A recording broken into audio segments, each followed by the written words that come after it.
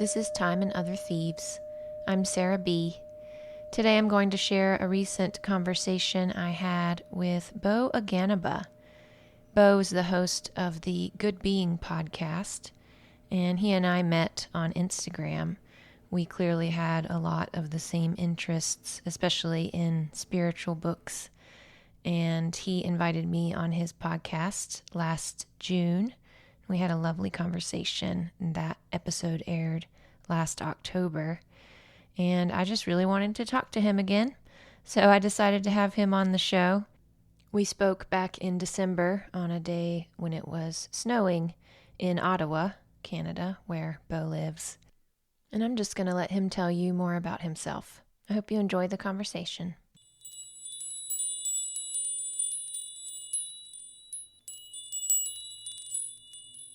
How are you feeling? Pretty good.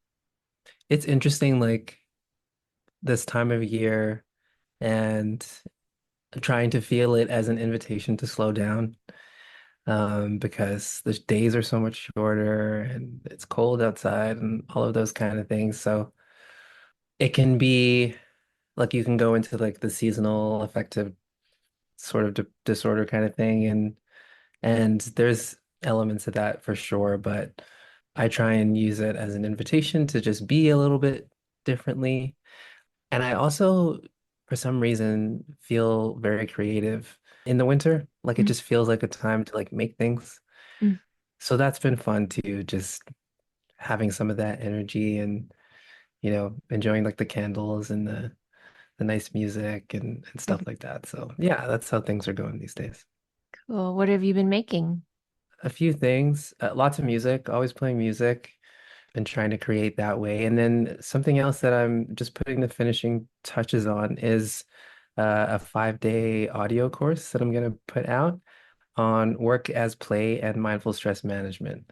So the Mm, idea is that you start each day with this little audio about 10 minutes, and the first few minutes are just kind of unpacking play and what it is and how to apply it to different areas of your life.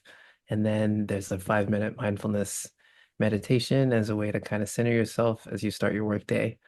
And then each of the days will have like a different exercise to kind of try and practice some of these playful elements during your workday.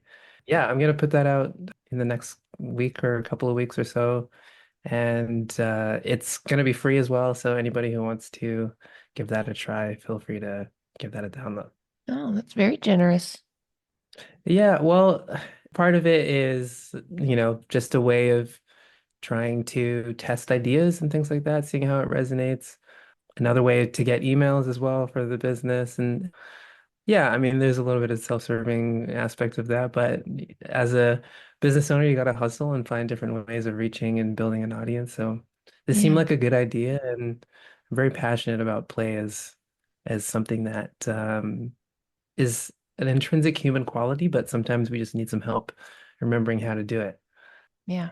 Let's definitely talk more about that. But maybe first, could you say more about your work, your business? Yeah, absolutely. So my company is called Good Being, and I work primarily in the consulting space, bringing values of sustainability and wellness to organizations, businesses, individuals as well through coaching and things like that. And usually, it's a business who's struggling with their culture in some respect. Really, how it started is my previous job was as an executive director of a sustainability nonprofit.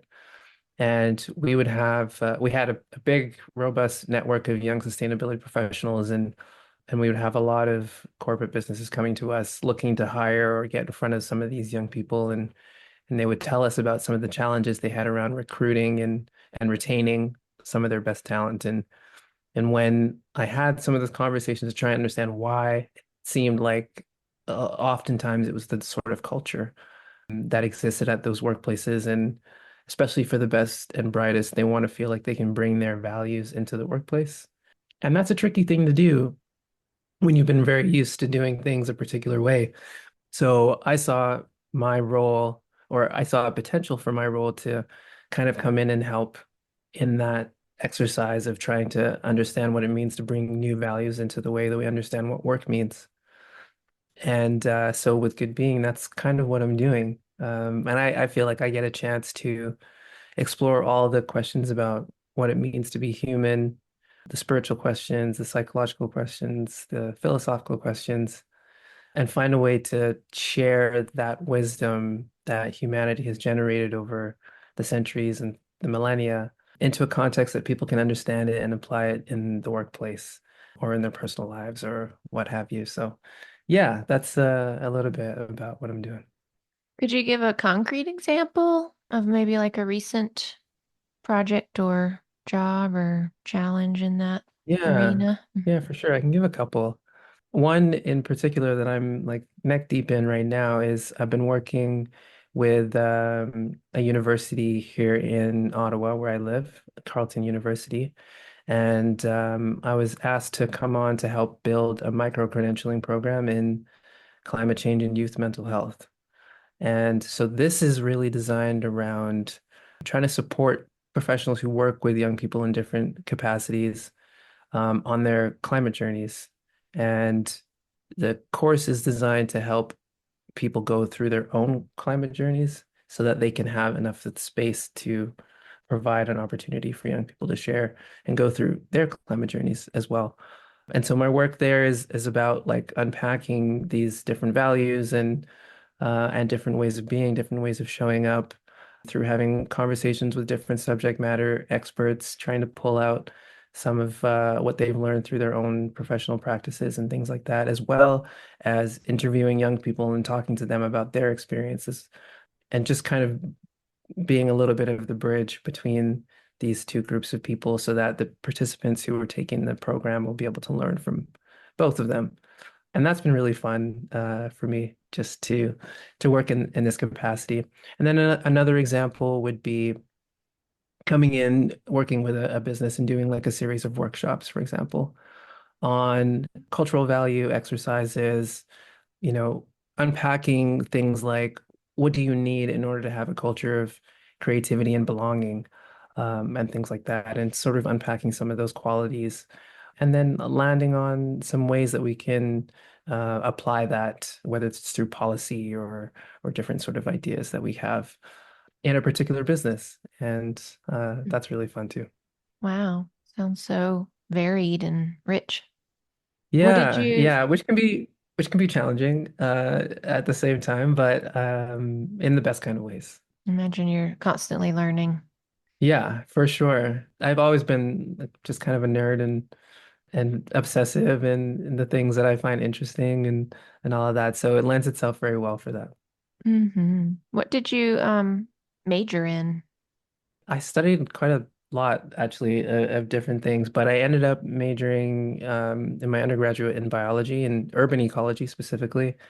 And then I did a master's in climate science and sustainable urban development. But in and amongst like it took me quite a long time because I was just doing different courses and trying different things. I even actually went to medical school for a few years before leaving because it ultimately felt like not the right choice for me. But it's positive, negative sides to this kind of way of being. But I think the positives have helped me get to where I am now. So So where are you at in your climate journey? that's a very good question. It's tough. I mean, I think some days you feel more hopeful than others.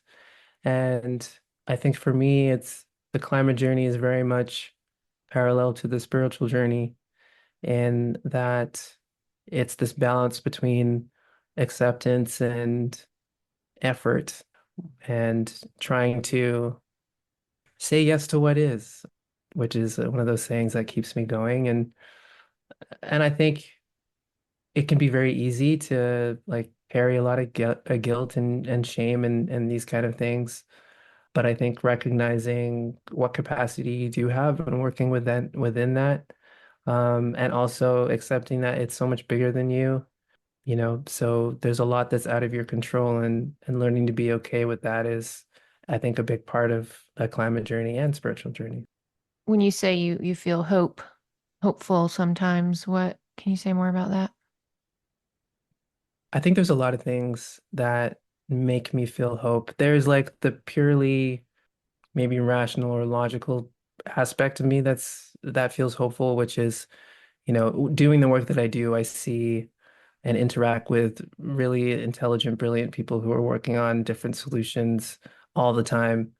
Sometimes it's, very technocratic and those types of approaches. And sometimes it's, just about finding different ways of building community and the resilience that can come along with good community organization and belonging. And then there's the more sort of nebulous or esoteric aspects of hope that I feel, which is some of it is about faith and the whole moral arc of the universe and these kind of beliefs that are maybe not always quote unquote rational.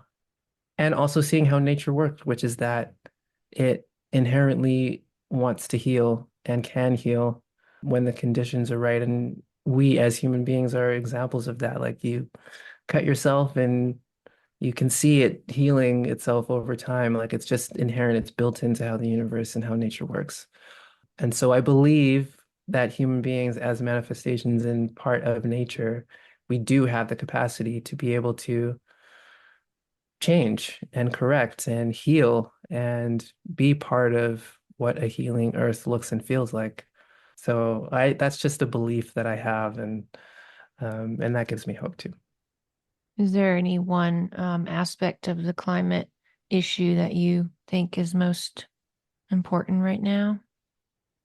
I don't know if there is, and I only say that just because when you look at it holistically as a challenge, it is all interrelated.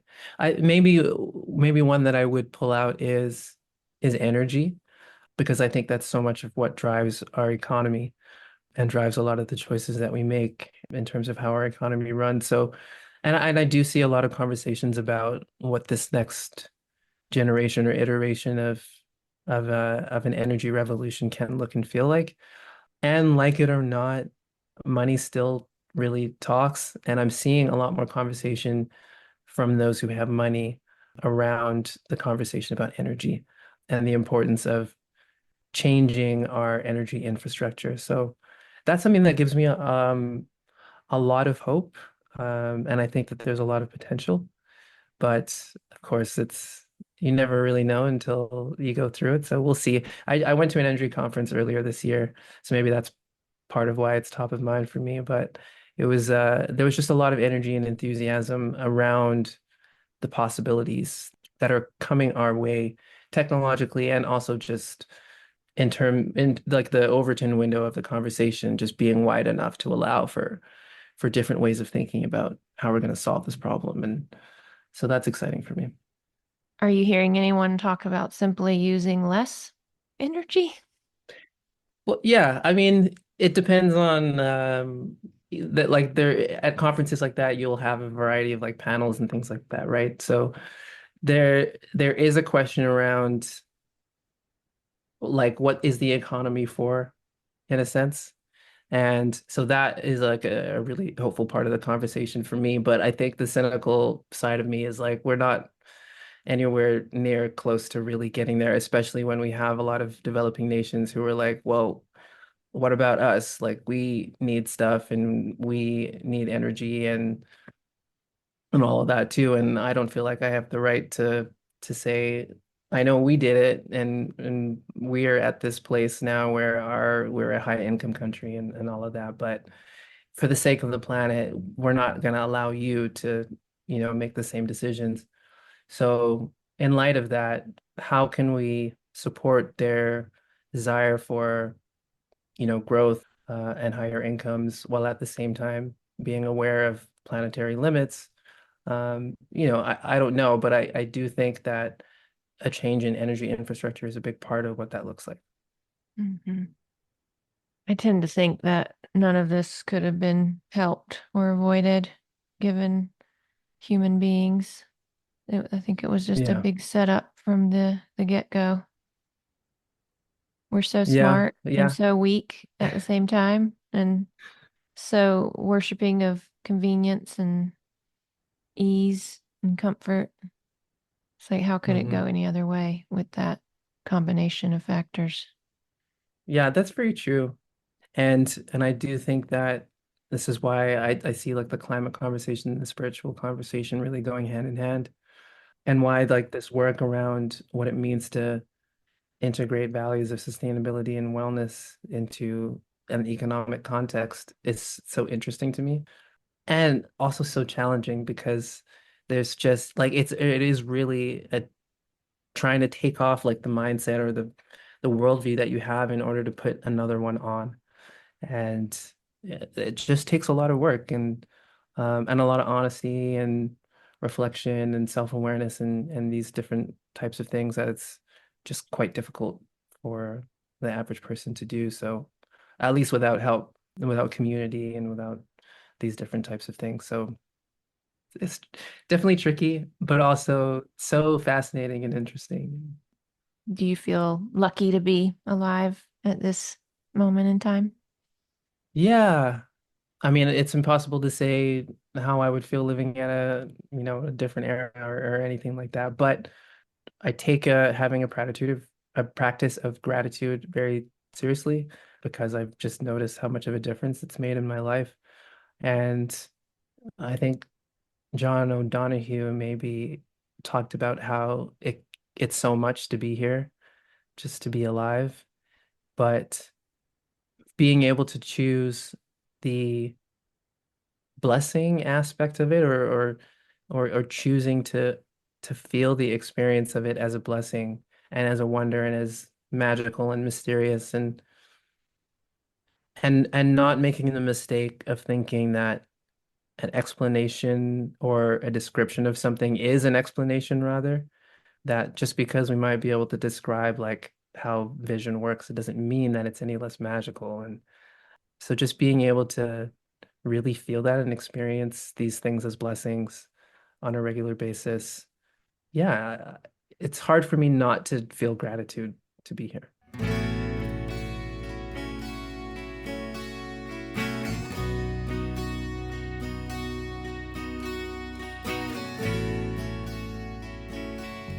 Were you raised with any of these ideas? Like, could you talk a little bit about your upbringing and how that Yeah, informed you? yeah, definitely. I mean, definitely it's a combination of nature and nurture. But I grew up in a family that did celebrate joy regularly. Both my parents. My mom is she's like an inherently joyful, silly kind of she has that like girlish energy, I think, that that has always made it easy for me to feel like life is joyful. And I think that's part of our culture as well. My family's Nigerian, and there's an exuberance and a celebratory nature to how Nigerians are that I think I had in my house to an extent as well that really helped shaped my worldview in a sense. And then I also grew up going to church and having a religious background too. And that always gave you an orientation of gratitude, or at least for me it did, an orientation of gratitude and thankfulness to God for God's creation and to being able to participate and have an identity as a child of God as something to celebrate too. And I didn't always resonate with all of the ideas that I grew up with, hearing at church, but there were a few that I think I've never lost and just inform the way that I feel about the world and being here. What kind of church was it? It was Anglican mostly, at least for my early formative years. We grew up going to the Anglican church, and then after moving to northern British Columbia in Canada, we went to a non-denominational church for, yeah, most of my older years growing up. So, yeah, I think my family would still consider themselves part of the Anglican tradition. But yeah, that's kind of how we experienced church growing up. Hmm. And what about your dad? Yeah. What's he like? Yeah, I think I get my curiosity, my thirst for knowledge, my nerdiness, all of those things I think really come from my dad. He's one of those people who likes to get as much out of life as he can. Like he was just in Peru. He's in his 70s. He's still traveling, and both my parents actually were in Peru. But those sorts of things, like he wants to see everything, he wants to do everything, he wants to know everything. It's just a thirst for experiencing, and I think that really impacted me growing up too. And I was really fortunate that we got to travel a lot as a kid, and that's because that was something he really valued and wanted to share with us. He wanted us to be exposed to different things and know that there's variety, there's different ways of seeing things, there's different ways of being, there's different, and yet at the same time, like there's a lot that unifies and ties us together. And so just being able to see that and experience that growing up, I think did a lot for me. What's a potent memory from childhood travels that you think was formative? Mm. One in particular was maybe the second time my family went back to Nigeria. Because the first time I think I was too young to really notice, but the second time I went back and I was born in England. I grew up there on the South Coast in a relatively small town. And I was like 9, 10 years old going to Nigeria and just recognizing and realizing that it was like only black people around and noticing like no one was giving me double takes, no one was doing anything like that. And I had just normalized that as part of my experience. I didn't really know any different, but being in Nigeria and seeing and also seeing like blackness in huge variety. Like blackness didn't just look like one thing, it looked like a lot of different things, a lot of different shades and tech hair textures and all of this. And just kind of being like, okay, it's this part of my identity is something that I became more awake to, I think, after that trip. So yeah, that would be one in particular that sticks out to me. Yeah. Did that make your experience back in England, where you're still in England at that point? Hmm. So did it feel less normal then, the double takes and It's funny. I mean, no, I wouldn't say less normal, but I think I became more aware of that aspect of my experience, just that there was an otherness that I could see and sense at times. And it wasn't even that it was always negative, like it's just that it was sometimes there in a way that I hadn't noticed before. And the anonymity that I experienced in Nigeria was just something I had never experienced before or noticed before. And so that was like something to be aware of. And in a way that felt more strange to me than coming back home and just going back to what I was used to. So mm, yeah. so interesting, the water we swim Mhm. in without knowing we're wet. Exactly. So many Yeah. examples of that. I mean, we're all doing it all the time, Hmm. in some way. Hmm.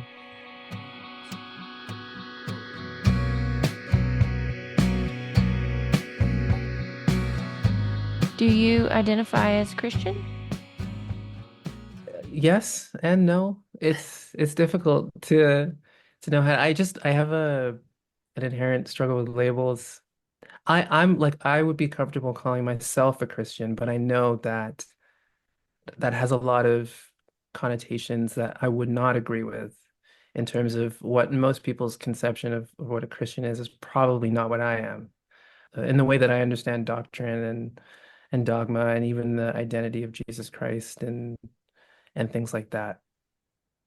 I would consider myself someone who's more along the lines of like a Meister Eckhart or a Teresa of Avila or the Christian mystics. I think that is what the essence of Christianity is all about. At the end of the day, the essence of what all faith traditions are about. And I think because I grew up in the Christian church, the language of Christianity has a place in my heart because it's like my native spiritual language. So in that sense, I would consider myself a follower of Jesus, which is what I think a Christian is.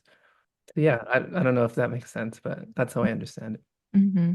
Well, you mentioned the essence of Christianity or most religions. Hmm. What is that? Well, it's sort of like our last conversation where the perennial philosophy came up by Aldous Huxley, and it's being able to understand, as I see it, like the non-dual reality of the spiritual and the earthly, if you want to call it that, and that God's essence, who God is, what God is, in its fullest sense, is being expressed as us. And that Jesus, recognizing his identity as the Son of God, his gospel, his good news, is to wake us up to the reality that we are too, that we Mhm. are sons and daughters of God, that we share in the nature of God, and that the spiritual journey is to be awake to that. Yeah, so that's kind of what I understand that essence to be. And I think that most spiritual traditions are really about that, are about trying to help you understand your identity as connected to one with an expression of divine reality. When did you start exploring other spiritual perspectives? Probably around my early to mid 20s, I would say, is where I started taking it a little bit more seriously. I'd always had curiosity around different religions and philosophies and things like that from a young age, but I just don't think I didn't give myself the permission or the time to just really dive into it. I'm not sure which, but at some point, I think it was Alan Watts actually really who kind of like opened me up to to taking Eastern spiritual and philosophical traditions more seriously. He just has that magical quality of being able to invite you in a way. And so that made me curious and also meditation as well. I started a meditation practice just to deal with like anxiety and depression and those different kind of things. And as I got deeper into that practice, I got more curious about the traditions behind it and wanting to understand like where do these contemplative practices come from? And so that's kind of what got me started and pulled me in. Mm. Were Yeah. you reading Alan Watts or listening or both? Both. I started listening. I started on YouTube. I'm sure I must have been suggested or something like that. And yeah, and I think he just put things in a way that like it just felt so obvious. Like it resonated with me so deeply that I couldn't deny the truth of how it landed for me. And I think one of the challenges that I had growing up is that a lot of the religious truths I hear didn't have that resonance to me. There were parts of it did, but a lot of it just didn't feel right. And I didn't know what to do with that. There was something really special about the resonance that I felt that kept me coming back. Yeah, he's addicting. Yeah. He's amazing. What a genius. What Hmm. an incredible talker and just what an amazing mind.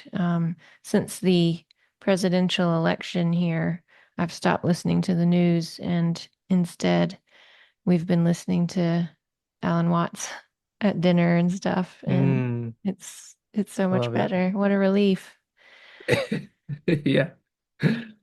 He to me like listening to him is like listening to music. It has that same kind of quality to it, which I love. Like you can hear when he's in flow and in the same way you can hear a jazz musician or something. Just being part of the universe, expressing in such a natural way. So special, special man. Yeah.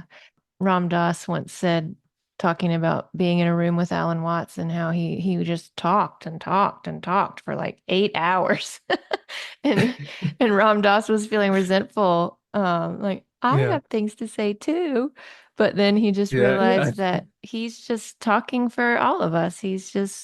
I'm talking Yeah. through him right now. Hmm. Yeah, exactly. I've been in those conversations too. Some people are, yeah, they have that magical quality. They can just go in a way, and being able to just go with it and be there for the ride can sometimes be fun. But yeah, I also resonate with Ram Dass being like, I know some things Yeah. too, but maybe that's our karma is to just allow in those moments. What do you do with these enlightened beings? I believe Alan Watts was one who, Hmm. like Chogyam Trungpa comes to mind, who also Hmm. were alcoholics. Like, I'm just Yeah. curious what you do with that. Yeah, it's a good question. I think that that's part of the acceptance. That's part of the mystery, I think, of how nature works. We have this idea about what perfection is supposed to look like, but that's just an idea in the head, really. And I think there's a lot of wisdom that comes from being able to use the sort of discrimination as opposed to the sort of self-righteousness or judgment. And I don't know, I think the kind of guru worship aspect that has played a big role in a lot of the Eastern traditions, especially, but also in the West, and thinking about priests and the scandals that have happened in the church as well. It's just a big part of being human that power can be corrupting and these types of things. So I try not to revere in any sense in any human beyond the lessons that I've learned from them. I think I can be accepting of all of their qualities and including the qualities that are negative or that I perceive as negative. So yeah, it's tricky, Hmm. but I think a healthy dose of recognizing and seeing the humanity in all of these people, even the ones we think of as enlightened, I think is a healthy approach. Yeah, I like that. And the notion of projecting perfection onto them, needing them to be perfect is a good thing Yeah, to exactly. study Hmm. and just look at in ourselves. And I think a lot of us have this like all or nothing tendency, not just when it comes to, accepting people or things like that. It's just part of human psychology, I think. So Hmm. yeah, having a sense of acceptance for the imperfection in people and in things, I think is just healthier. At least that's what I've experienced in my own life. Yeah, and taking what people are offering, if it, if we want to take it, take what you need, leave the rest. Like the all or nothing Mhm. mindset, we want to throw the baby out with the bathwater. I think a lot of the time, if they're not Mhm. a perfect human being, then I'm not gonna take what they say to heart or, Exactly. For our own, like to our own detriment as well. yeah. I know like there's so many people I remember like I think I'd been fighting with my dad or something like this, and so I was just mad at him, and he wanted to talk with me, and I can't remember what it was about, but he was trying to give me advice, and there was a part of me that was just so resistant because of how I was feeling at the time. And then another part of me was like, wait, just let go of that, just listen. Like, what is he saying actually? Mm. And being able to do that, I was then able to recognize, okay, like this is good advice. There's wisdom here in what he's sharing. And you're the only one who's suffering by not listening. Like you can learn from this, you can grow from this. There's stuff here for you if you want it. You just have to accept it and get out of your own way. Mm. And that has helped me in future instances where that has been the case. Do you have any heroes? I know you don't like idolizing people or. Oh yeah, no, I have lots for sure. Alan Watts and Ram Dass, Jesus, of course. I jokingly call Jesus my guru. John O'Donohue, who I mentioned in the call, who was a poet and philosopher. Howard Thurman, who was a Christian mystic during the civil rights era, Hmm. and Actually, Martin Luther King would carry his book Jesus and the Disinherited around with him Hmm. for inspiration. So he's a big one for me. Never heard of them. Um, Writing him down. yeah, yeah, absolutely. James Baldwin. Talk There's a about a good lot. talker. Yeah, exactly, right? Another one whose voice sounds like music to me. Hmm. Um, I just listened to a huge box set of MLK speeches and sermons, driving around town listening to mm, that for several weeks. yeah, Remarkable. yeah, amazing. I love that. Yeah. You'll like Howard Thurman a lot. There's a lot of his writings and stuff like that. You can find his books, but there's also I'll see if I can find it and send you a link. There's um a library of some of his sermons that he gave over the years online as well, and he had just like a lot of these preachers that quality to his delivery and being Hmm. able to allow the silence to say so much in amongst the wisdom that he's sharing is there's so many parallels I think between like good preaching and jazz music and the blues and like all of these kind of traditions and the call and response and the refrain and the coming back to ideas and the respect I think for phrasing and silence and how powerful those things can be in the moment, in the present moment. And I think why is because it is pulling you to a sense of presence. It is pulling you into the here and now. And that's just something that I think if you allow can be so transformative and because they're guiding you there, I think that's why they resonate so much.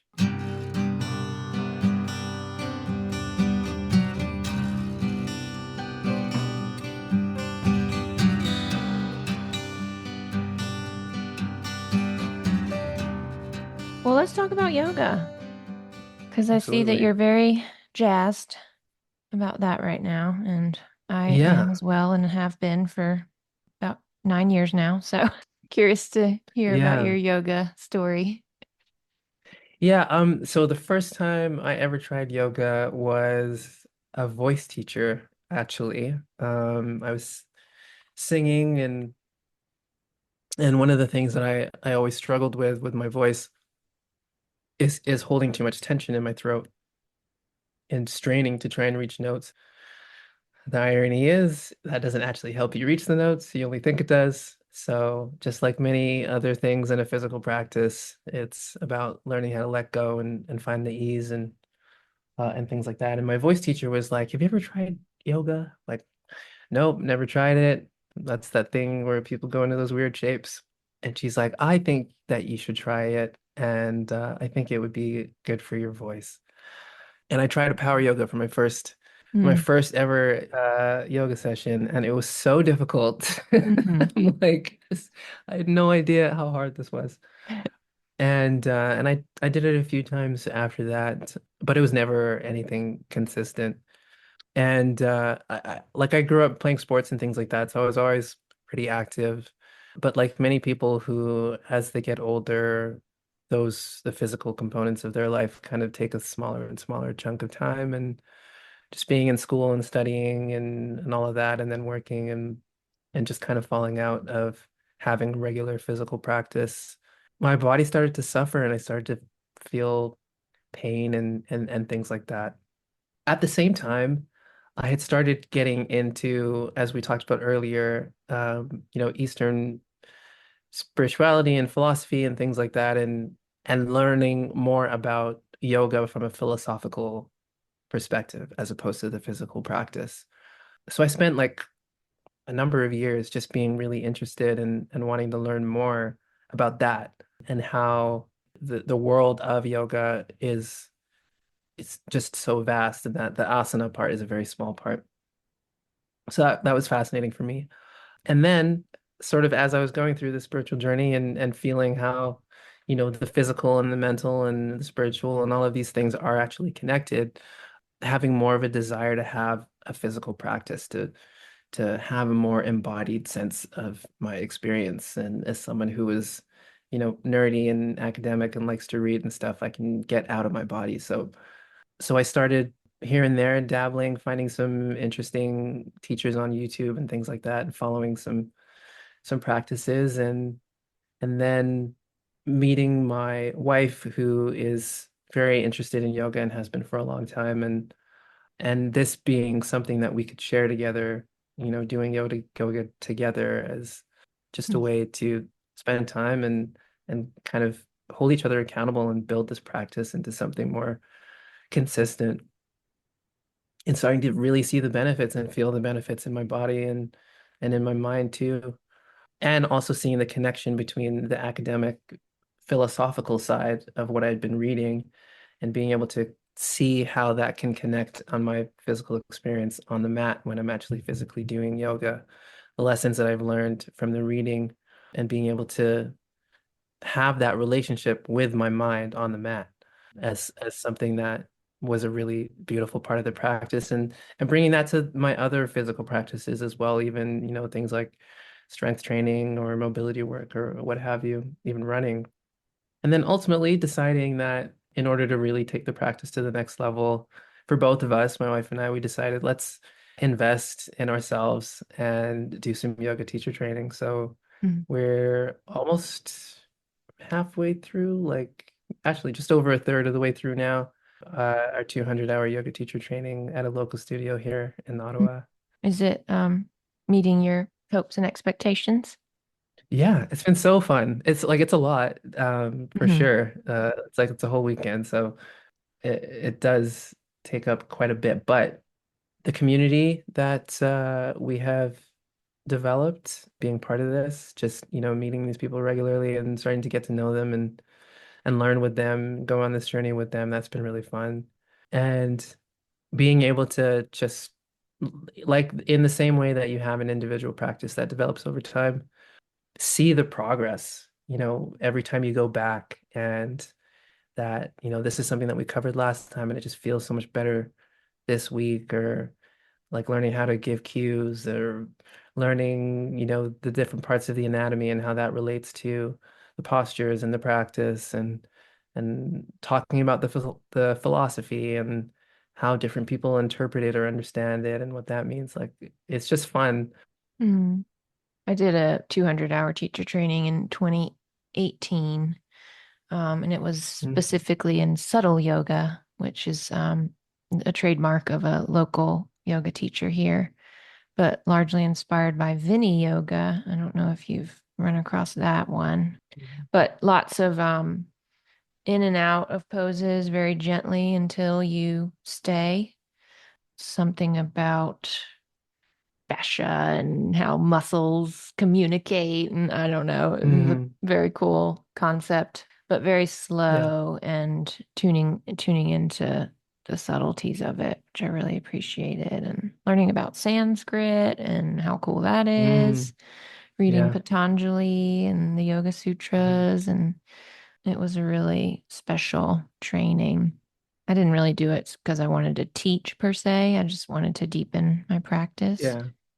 We did Hmm. have to teach in order to graduate, and I ended up doing a series of classes called album asanas, where I would play an album in the background and design the class around the album, not like synced up in time to the Right. music or anything. That'd be Yeah. crazy, but it was fun. People Yeah. enjoyed it, but it was hard to find the space and make get it at a good time for Right. people to come. And it's just a lot of hustling and a lot of vulnerability. Mm. I Mm. couldn't maintain it. I couldn't sustain it. But one of my heroes is Yoga with Adrienne Mishler. Have Hmm. you Hmm. done her? I think she Oh yeah. is such a Yeah. gift to humanity. Yeah. She just makes it feel so accessible, right? Hmm. Like I know so many people who are intimidated by yoga and tried, I love how she does like every year, like the New Year's resolutions, like doing a different series or Hmm. something like that. And so just like telling people like just try this. Like it's a very non-threatening, safe, way of just trying it out, low risk. Hmm. And yeah, definitely she's got there's what I'm learning about in this yoga teacher training is like it's so hard to teach beginners. Mm. It's really difficult, and she just makes it like so easy. She's actually not doing the January 30-day thing Oh, she's this not anymore. year. Yeah. She did 10 of them. So, and they're Yeah, all pretty available, good. on the Yeah. internet. So, she's doing a 7-day thing in January, which I'll definitely do. And I'll probably redo all the Yeah, other one of the ones. I think that will be a ones. fun journey to go on. Yoga is such a beautiful metaphor for life. I think Mhm. that the thing that I really have learned is how I resist experience, when you're in a difficult Mhm. pose and you can feel yourself holding your breath or tensing your brow and the difference it makes to inhale and relax your face and maybe smile a Mhm. little and the physical representation of our more internal struggles is so rich. Yeah, absolutely. That's very well said. I feel like kind of what we were sharing earlier about some things being an invitation to be present and how yoga does that so well because those things which we can feel as resistance can be interpreted as invitations, right? So, okay, what's actually going on here? And oh, I am holding my breath. I didn't even notice I was doing that. Oh, I am tensing in this area. And then being able to, I think, notice that in moments in life, right? That email comes in that you have been dreading and you feel the shoulders do this, you feel the hips tighten up, all of that stuff. And it's like, okay, I learned on the mat. This is where I let go. This is where I connect to my breath. And it's just really good practice for doing that and being aware of the embodied aspect of your experience and that it's not different from what's going on in your mind, that it's inherently connected and how powerful just breathing can be, right? As a way to reorient and feel centered again and at Mm. ease again. And how am I making this harder than it needs to be? What Hmm. other muscles can I enlist? Also a metaphor. And Hmm. just Exactly. I mean, I do it every day unless I absolutely just I can't because of work or something, but and I prefer Yeah. to do it in the morning and just having that, it's such a great way to just see where you're at that day and how you're really feeling and how you're treating yourself and Hmm. approaching experience and Hmm. responding to it. And if you have that commitment, that discipline, it will serve you. Mm.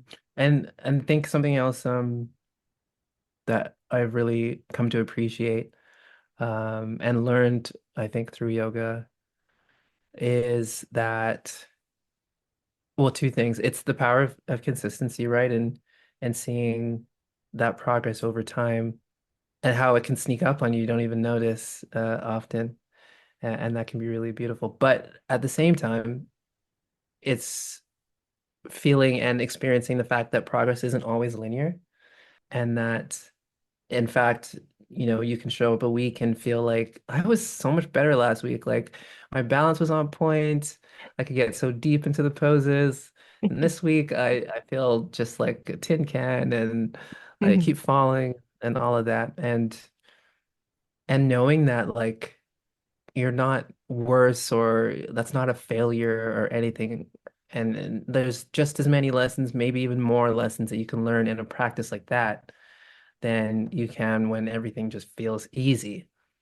And so being able to, in the moment, appreciate those practices when it does feel difficult, when it does feel like my body's not responding in the way that I'm used to, then being able to say, oh, I can get excited about this because there's something to learn, there's something to feel and experience and to practice and all of those different types of things can be just a really helpful way of being grounded and not getting too far away from yourself just because it's not looking like what you think it's supposed to. Right. Hello, ego, and Exactly. opportunity for self-compassion. Hmm. Yeah, the notion of progress definitely made me wonder how I apply that. I see it as progress, actually, that I've stopped doing chaturanga. Mm. Partly because of the shoulder issue that I mentioned in our last conversation, which I'm just in Right. like a maintenance phase with it right now. Yeah. And part of it is not doing that particular pose for sure. Instead, Yeah. I lower to my knees and then go down. Like it's just not good for my shoulder to do full on Yeah. chaturanga anymore. Like we're done. I've said Hmm. goodbye to that. And it Yeah. feels Yeah. good. Like it's Yeah, okay. exactly. Yeah. Yeah. Giving yourself the permission to do that. And it can be difficult because of all the self-judgment that is so natural to us, but it's empowering to be able to say, this is not for me Yeah. at this time, and that you are serving and listening to your body by making that choice. It's Hmm. not always about pushing through and doing the difficult things. Sometimes that is not what's needed. Oftentimes that's not what's needed, but Yeah. Or we're not used sometimes to I'm it. doing more. I'm doing half push-ups while they're doing Cobra. I don't want to do Cobra. Yeah, So I'm gonna do my little PT yeah, exercises in this interval. yeah. Actually, that's okay. So that's something that I've found really interesting about yoga as my practice has deepened. Like being able to really, really take in ownership about an individual practice and even about the practice itself and not being precious about living up to some idealized standard of yoga that you think it's supposed to be. That it is something that is also continually evolving and changing and adapting just like we are, and that it's supposed to do that. Like Yeah. it's okay. There isn't like one perfect way of doing yoga. There's a million billion different ways. Yeah. Endless potential for self-knowledge. I mean, it is exercise, but not always, depending on whatever practice I'm doing. It's Hmm. more about just that time with myself and my body and my thoughts and my breath. And if I, get a workout, that's great, but not the Hmm. main goal. Yeah, the time with yourself, being able to check in and just, yeah, what does my vehicle feel like right now? And what does my mind feel like as well at the same time? Yeah. And especially today when there's just less and less time that we give ourselves to slow down and just and not be distracted by something. It's such a gift to be able to give to yourself. This is why like I do encourage that everybody should do some kind of quote unquote strength training. That can be yoga. Like it doesn't have to be weights or anything like that, but being able to like feel the power that you're capable of or the strength that you're capable of, I think can also be just very, very healing in a way, especially if you don't have an outlet for that type of energy, which we all have at times, like that energy that needs to be displaced, that needs to move, that is action, that is fire, being able to have an expression for that, I think can feel really good and necessary as well. I think it's probably because it's something that I've experienced in my own life, just Hmm. having much less of that and then coming back into touch with my own physicality and what can lie on the other side of like being able to push yourself physically sometimes and how good that can feel energetically and physically, just that blood flow through your body. It's Hmm. there's a sense of aliveness that I think that you can feel through those types of experiences that it's hard to get any other way.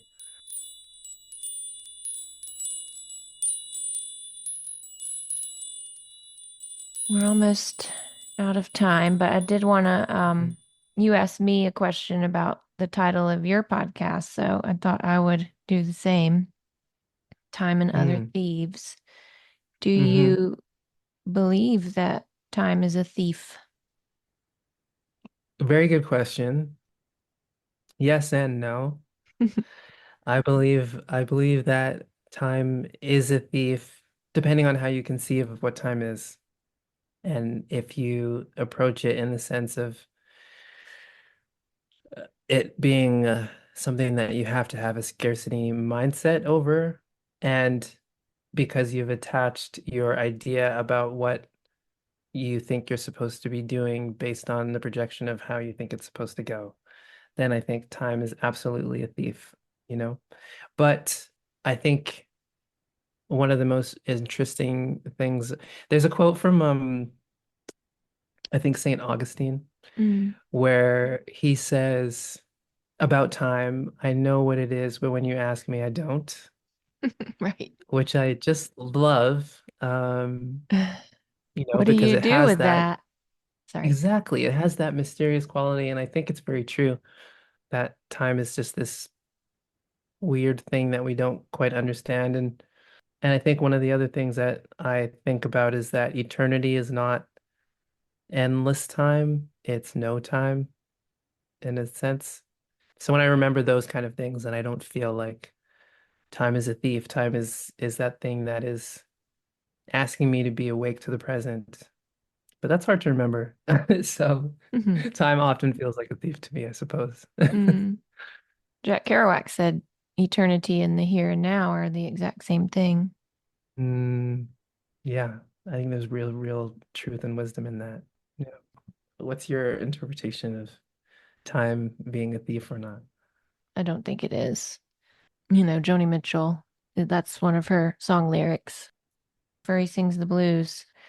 He's fallen to hard luck and time and other thieves. Mm, I think it's a thief if you think that youth is the be all end all. right. I think she's referring to Mm, aging. mm, And I don't think mm, aging is a bad thing. I think it's a gift. mm, mm, How lucky you get mm. to still be alive. Yeah, very much. That makes me think of Ram Dass, where he's got that story about the aging spots and the commercial with the cream, and and he talks about the commercial said, "You call them aging spots, and I call them ugly," or something like Mm. that, and that this cream is all about getting rid of your aging spots, Yeah. and he just didn't understand it. Like you call them Yeah. ugly, I call them aging spots, and they're beautiful and showing how my model is evolving and changing over time. And that is a real pathology, I think, that our culture has to come to terms with. Yeah. And we should be more aware of how we're spending our time. Yeah, that's for sure true. It's more like we allow time to be robbed from us than time itself being a thief, Right. maybe. We do all these things to save time, but we're not really saving time because we're still No. so busy and stressed out. Yeah. I know, it's so ironic, right? All these productivity tools and even less time than And normal. then we don't know what to do with free time. Like people, Yeah. I recently heard actually on two different platforms, in a book and on a podcast, a study that was done. People were asked to sit in silence with, no distractions for I don't know how many minutes. And they could Hmm. either just sit there or they could administer electroshocks to themselves. And most of them ended up shocking themselves because they couldn't stand Yeah. to just sit with their thoughts. Yeah.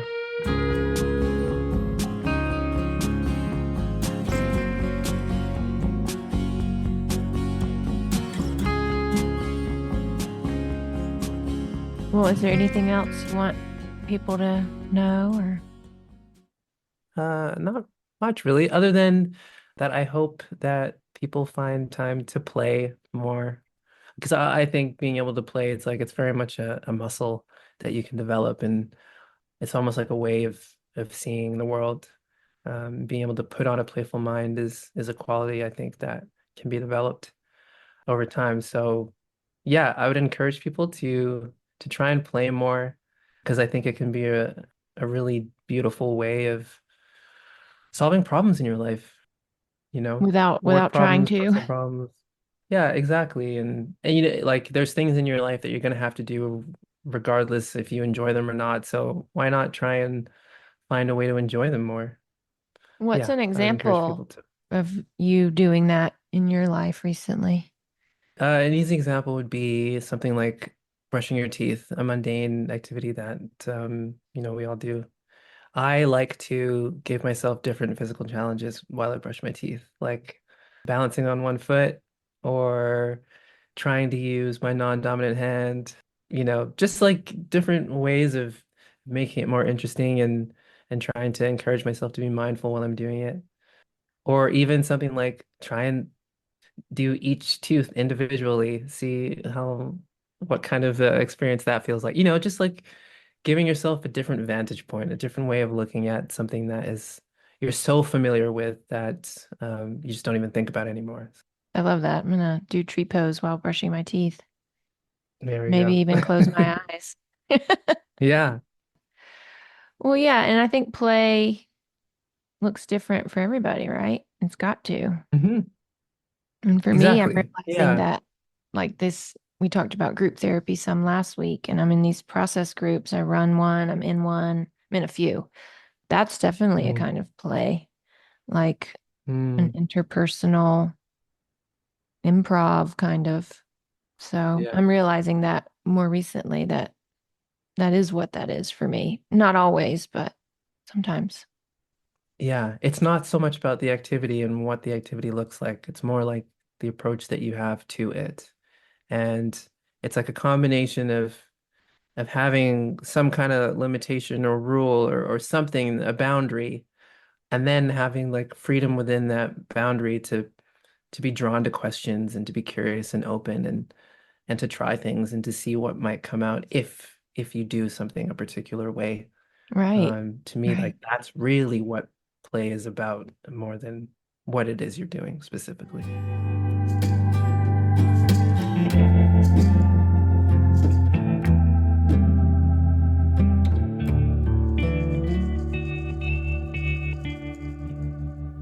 I hope you enjoyed this conversation episode of Time and Other Thieves, the subtitle of which used to be called Reflections and Conversations on the Nature of Existence. But I dropped that a while back because I didn't do very many conversation episodes anymore. But I think I'm going to get back into that groove. I have another conversation episode planned for the next installment of the program. And that will be focusing on group therapy once again. If you want more Bo Aganaba in your life, you can find him. Mainly on Instagram as far as social media goes. You can find me at Bo_Aganaba, or you can find my company Good Being at goodbeing.co. Then my podcast, Good Being Podcast, is on all the major platforms, and my website is goodbeing.ca. Thank you, Bo. Far as I can tell, you are a thoroughly good being.